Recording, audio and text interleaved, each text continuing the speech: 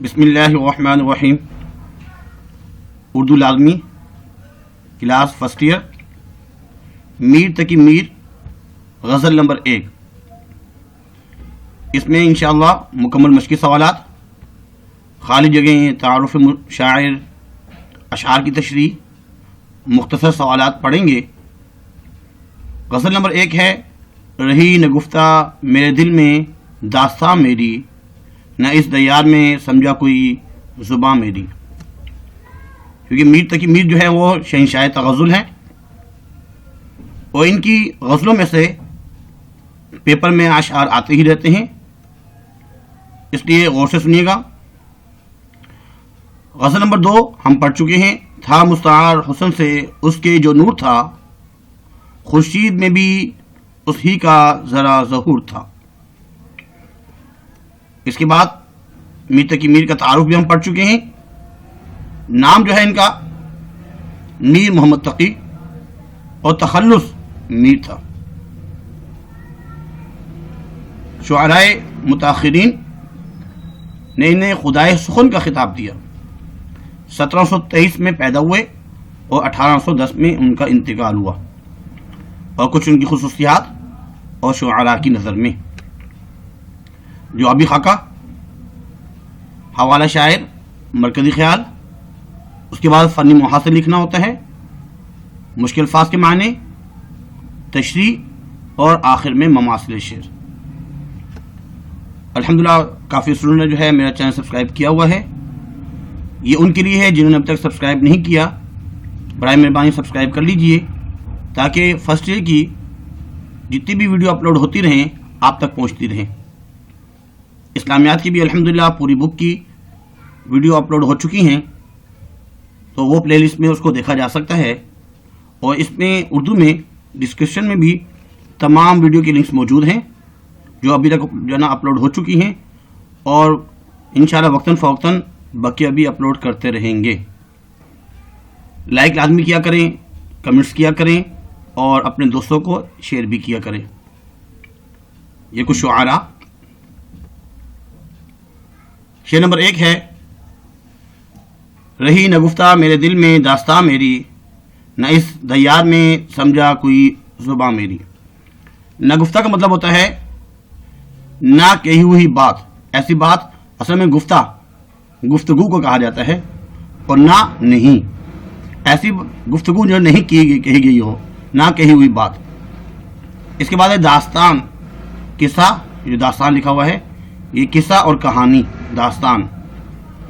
دیار جو ہے اصل میں در کی جمع ہے، مراد گھر، اور دار کی جمع ہے دار، دیار. اس سے مراد ملک ہے. اس میں سب سے پہلے ہم نے حوالہ شاعر لکھنا ہوتا ہے. پیش نظر شعر میر تقی میر کی غزل سے لیا گیا ہے جو کہ خدائے سخن اور شہنشاہ تغزل ہیں. اس کے بعد مشکل الفاظ کے معنی، فنی خوبی. کیونکہ یہ پہلا شعر ہے. غزل کا جو پہلا شعر ہوتا ہے وہ مطلع ہوتا ہے، مطلع بھی کہا جاتا ہے اور مطلع بھی. غزل کا پہلا شعر. اچھا، اگر ہم اس کے مرکزی خیال کو دیکھیں تو اس کی مرکزی خیال یہ بن سکتا ہے کہ میر کی زندگی میں مایوسی کی کیفیت جسے وہ کبھی بیان نہیں کر پائے، اور کوئی بھی جو ہے ان کو سمجھ بھی نہیں سکا. تشریح میں میر تقی میر اس شعر میں حسرت بڑے انداز میں فرما رہے ہیں کہ میں اپنے دل کی اصل حالت کو کبھی بیان نہیں کر سکا. جو اصل حالت ہے وہ کبھی بھی بیان نہیں کر سکا.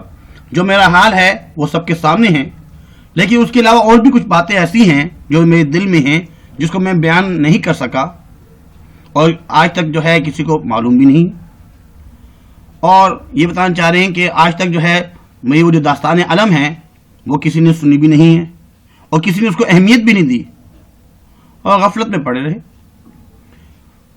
اور وہ فرماتے ہیں کہ میری بدقسمتی ہے کہ کوئی بھی ایسا شخص نہیں ملا، اور نہ ہی وہ میری زندگی میں آیا ہے جو میری دل کی زبان کو سمجھتا ہو، جو میری دل کی زبان کو سمجھتا ہو، میرے جذبات کو سمجھتا ہو، میرے احساسات کو سمجھتا ہو.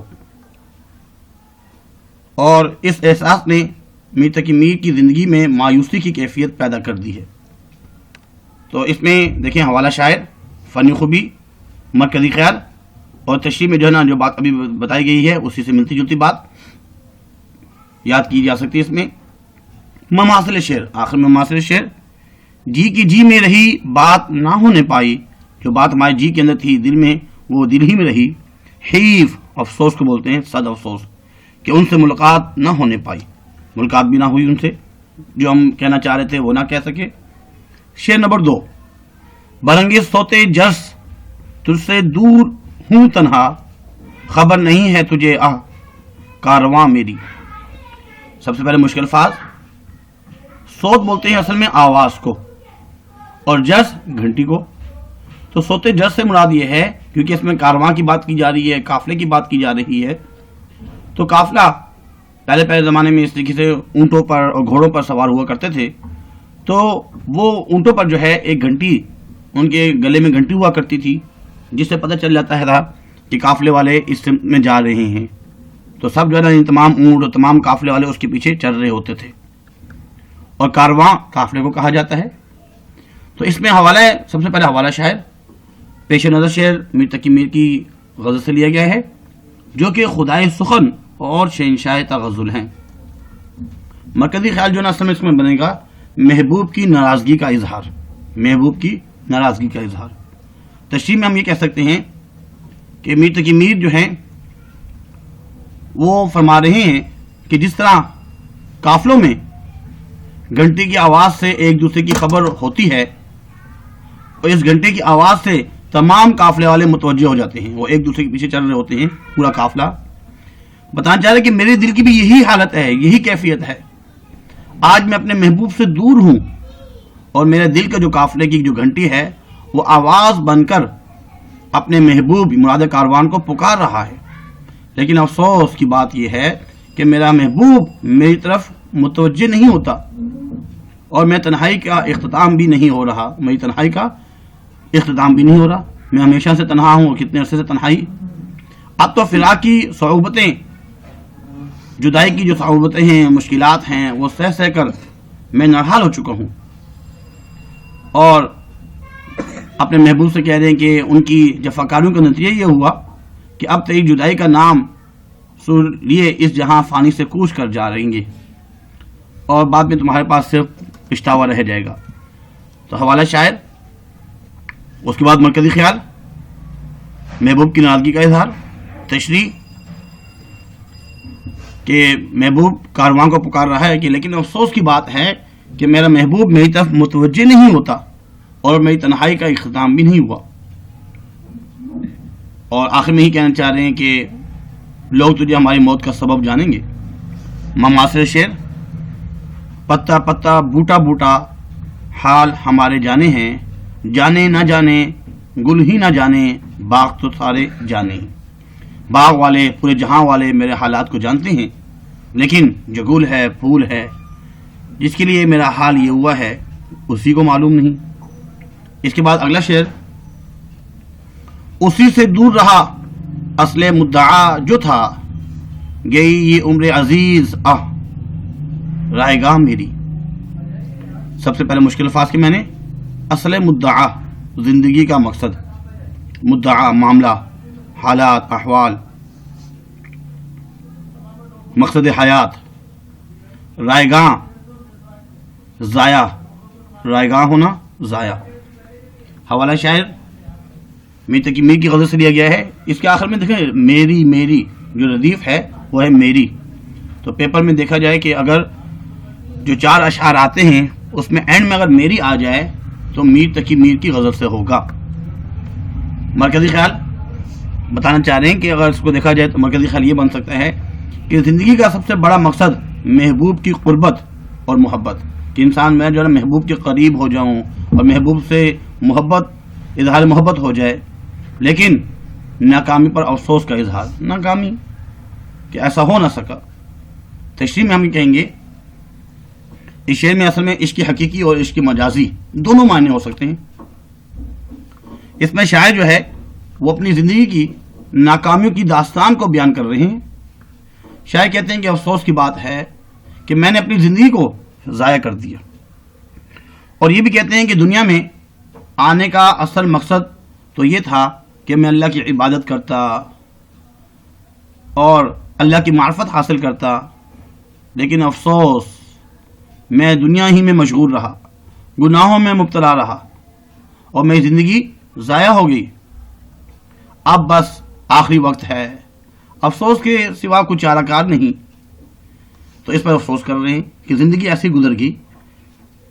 اور اس کا دوسرا جو مفہوم ہے عشق مجازی سے، وہ یہ ہے کہ محبوب کو اپنی زندگی کا مقصد قرار دیتے ہوئے اس بات پر افسوس کا اظہار کر رہے ہیں کہ ان کی زندگی کا سب سے بڑا مقصد محبوب کی قربت اور محبت تھی، کہ محبوب مل جاتا اور ہمیشہ محبوب کے ساتھ ہی رہتے، لیکن وہ ساری زندگی محبت میں ناکام رہے اور محبوب ان سے قریب نہ رہا، دور رہا، قربت حاصل نہ ہوئی.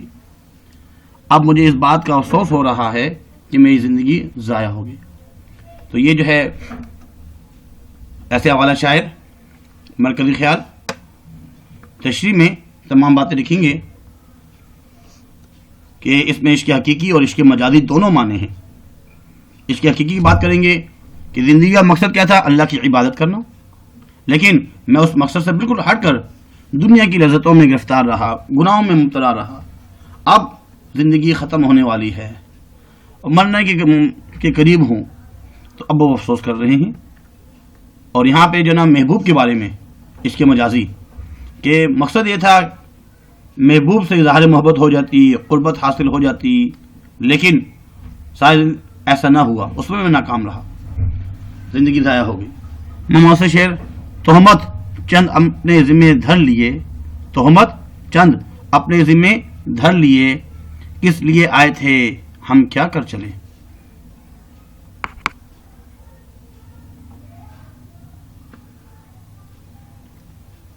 تہمت چند اپنے ذمے دھر چلے، کس لیے آئے تھے ہم کیا کر چلے. اس کے بعد اگلا شعر: تیرے فراق میں جیسے خیال مفلس کا، گئی ہے فکر پریشاں کہاں کہاں میری.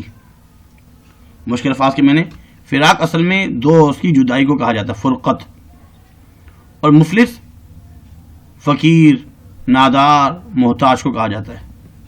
اور فکر پریشان، جب انسان پریشان ہوتا ہے تو جو نا اس کی ذہن کی کیفیت ہی الگ ہوتی ہے، طرح طرح کی سوچیں.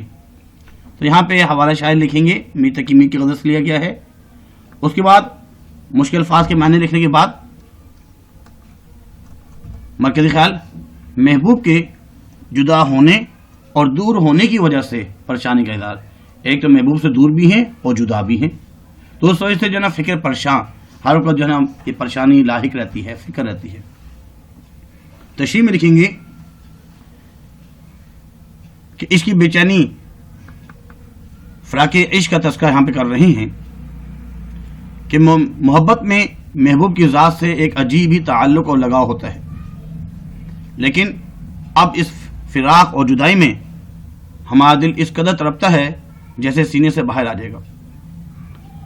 آگے فرماتے ہیں کہ محبوب سے دوری پر اپنے احساسات کو بیان کرتے ہیں کہ تمہارے جدا ہونے اور دور ہونے کی وجہ سے اب میں بہت پریشان ہوں.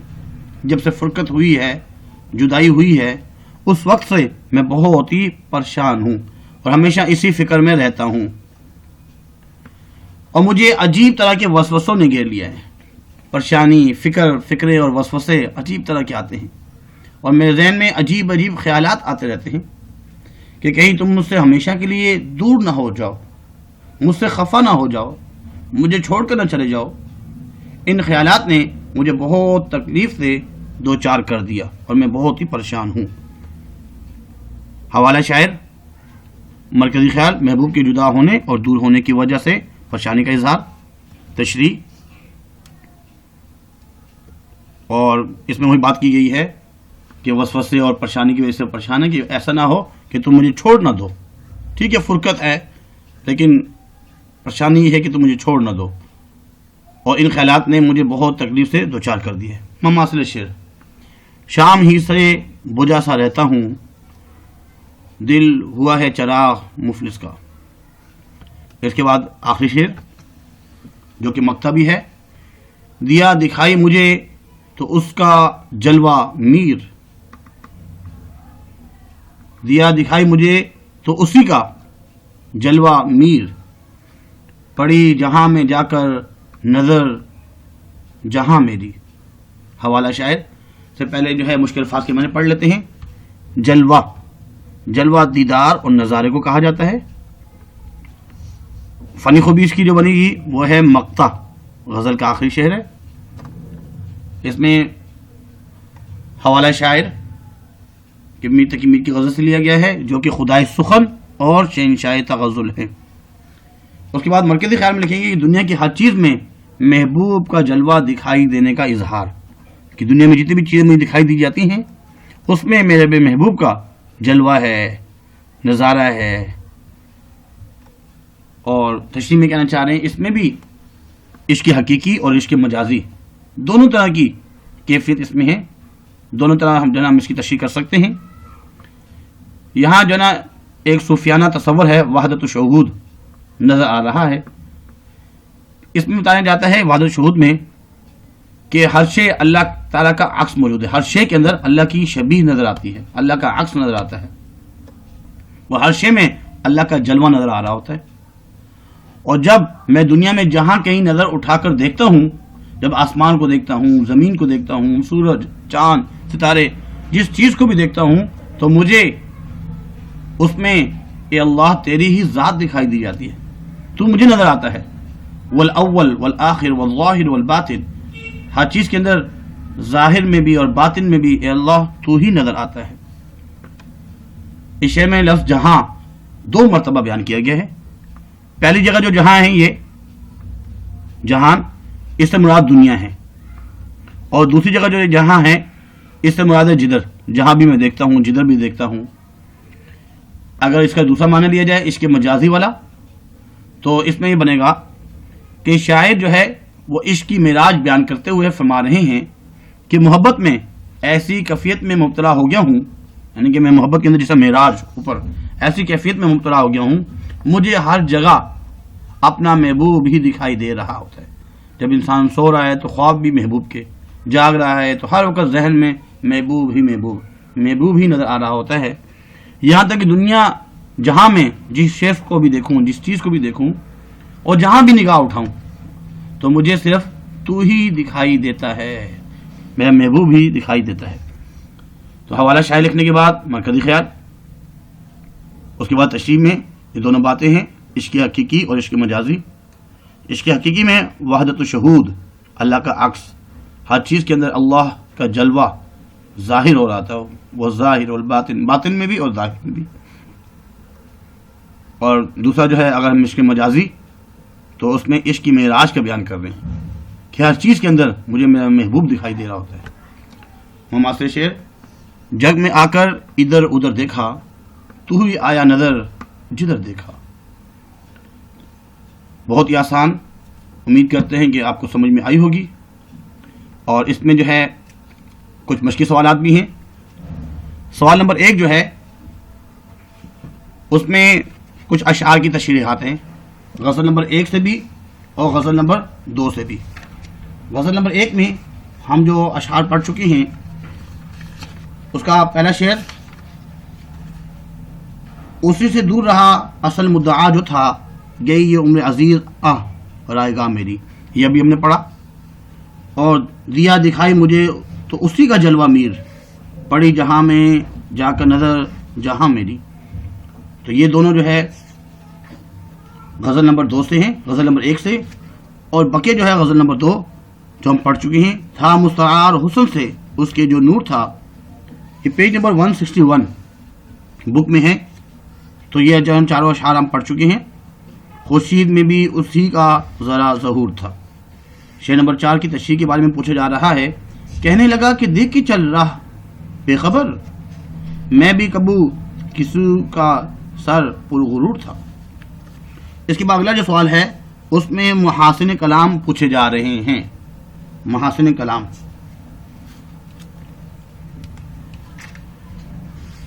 منعم کے پاس کاکم و سنجاب تھا تو کیا اس رند کی بھی رات کٹی جو کہ اونٹ تھا. اس میں یہ بتایا جا رہا ہے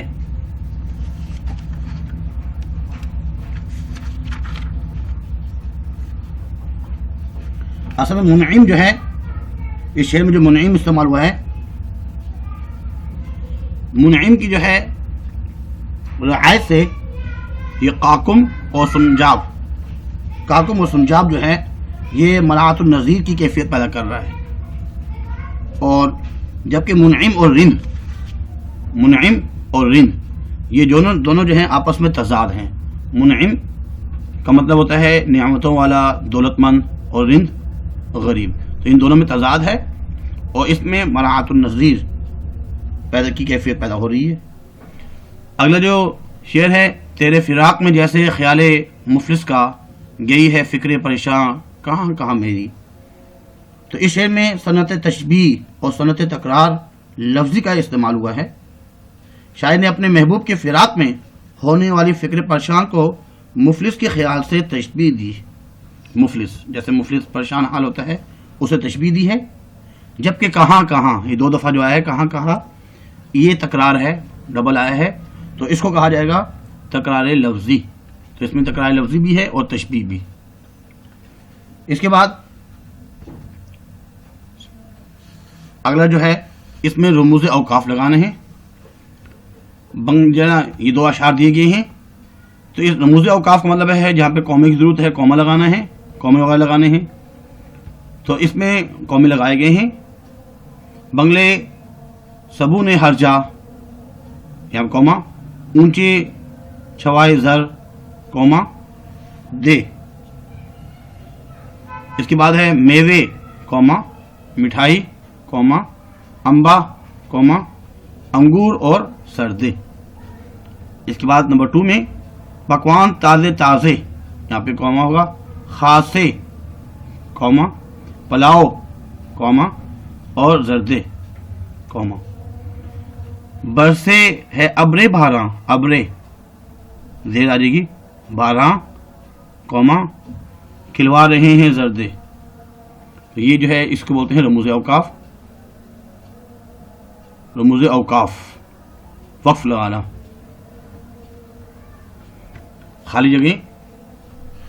شکستوں سے مراد ہے ہارنا. مراد کیا ہے؟ ہارنا، ٹوٹ پوٹ. تو اس کا ہے ٹوٹ پوٹ. فکر پریشان، پریشان فکر. پہنچا جو آپ کو، اس محاورے کے معنی ہیں اپنے آپ کو پہچان گیا.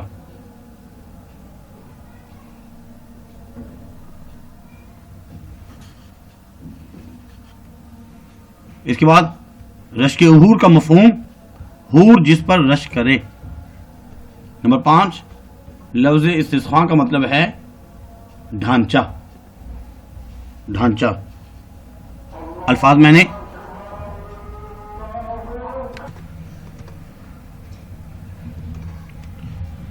اس کے بعد الفاظ میں نے ہیں. اس میں اسمی الفاظ ہے صوت جرس، یہ ایک ہی ہے صوت جرس. جرس اسم بولتے ہیں گھنٹی کو، اور صوت کہا جاتا ہے آواز کو، گھنٹی کی آواز. جب قافلہ جا رہا ہوتا ہے تو اونٹ کے گلے میں جو گھنٹی سی بج رہی ہوتی ہے، جسے پتہ چلا تھا قافلہ جا رہا ہے، کاروان گزر رہا ہے، تو اس کو صوت جرس کہا جاتا ہے، گھنٹی کی آواز. فکر پریشان کسی پریشانی یا مصیبت میں ہونے والی ذہنی پریشانی، ٹینشن جو ہوتی ہے یا فکر جو ہوتی ہے، تو اس کو فکر پریشان. ایسی پریشانی، ایسی فکر جو پریشان کر دے. مستعار ادھار لیا گیا، مستعار ادھار لیا گیا. عمر عزیز قیمتی یا پیاری زندگی. اور کاسہ سر کھوپڑی کا ڈھانچہ. امید کرتے ہیں کہ لیکچر آپ کو سمجھ میں آیا ہوگا. اس کے کوشچن آنسر بھی، مشقی سوالات بھی تمام جو ہے آپ تک پہنچائے گے. اور غزل نمبر جو ہے 2 ہو چکی ہے. اس کے بعد جو ہے مرزا غالب کی دونوں غزلیں ہو چکی ہیں، میر درد کی بھی، میر تقی میر کی بھی ہو چکی ہیں، اور حیدر علی آتش کی ایک غزل ہو چکی ہے. انشاءاللہ وہ بھی ساتھ ساتھ اس کو بھی اپلوڈ کریں گے، اور باقی اسباق بھی. کمنٹس میں آپ لوگ جو ہے لازمی کمنٹس کیا کریں، اور جو بھی لیکچر وغیرہ چاہیے ہو، جس اگر آپ کہتے رہیں گے کہ سر یہ والی جو ہے لیکچر بنا کے اپلوڈ کر دیجئے. تو آپ کے کہنے پر جو ہے ہم وقتاً فوقتاً اپلوڈ کرتے رہتے ہیں. آج کے لیے اتنا ہی کافی ہے. اپنا خیال رکھیے گا. اللہ حافظ. وما علینا الا البلاغ المبین. جزاکم اللہ خیر فاحسن الجزاء.